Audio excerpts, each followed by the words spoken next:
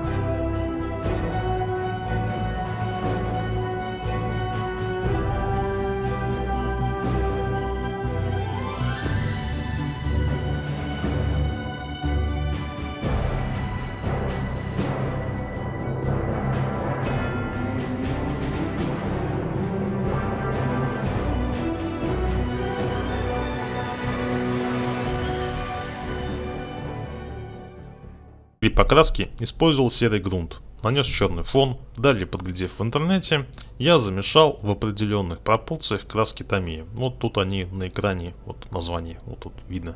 Нанес с помощью аэрографа первый слой, ну а затем использовал этот же состав при покрасе, добавив немного белого и в общем произвел осветление. Но в принципе многие шаги можно не озвучить, ну они и так ясны и понятны.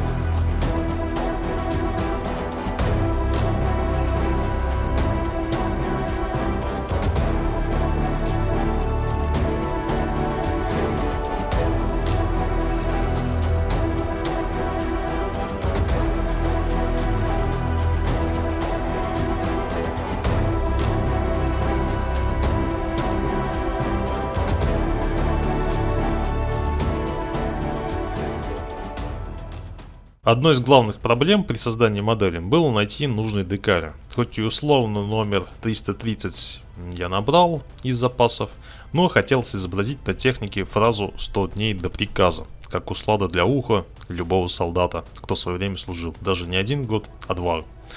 В общем, пришлось прикупить бумагу для декаля. Методом проб и ошибок кое-как привел в масштабность, распечатал и нанес декаль на технику. Да, есть тут нюанс. Как видите, декаль без белого цвета. Потому что, как потом я выяснил, принтер не печатает белый цвет. А для таких вещей нужно заказывать декальную бумагу с белым цветом. А я заказал прозрачную. Но, как говорится, где наша не пропадала. Использовал декаль как трафарет для росписи буквок. Вроде даже как-то получилось. Белые полосы, но это уже просто бумага, с ней тоже пришлось повозиться. И да, на БМП данную фразу не писалась белой краской, ее писали мелом, иначе по шапке можно было получить. Ну а далее после глянцевого лака идет смывочка и запылинг. А запыливать БМП я сильно не стал, ибо учебная. А в учебке машину, как правило, чистили и красили, в общем старались это все делать своевременно.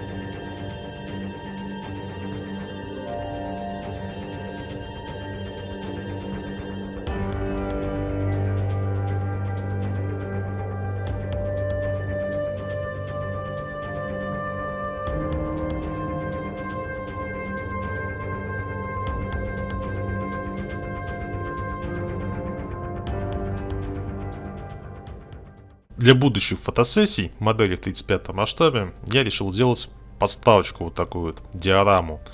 Тут, думаю, как в немом кино, можно в принципе понять все и без слов. Тут и кусок пеноплекса, тут и зубочистки, клей ПВА строительный, специально рельефная паста тайр, песочек, камушки, акриловые краски, флок, флокатор.